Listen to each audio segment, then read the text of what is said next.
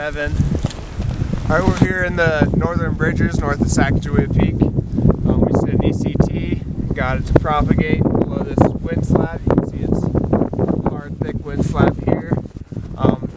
That's our main concern for avalanches right now. Some areas you can see are shallow and scoured down to rocks, while other areas have a good wind load on them. So our main concern is looking out for deeper areas of snow where the wind has formed a slab.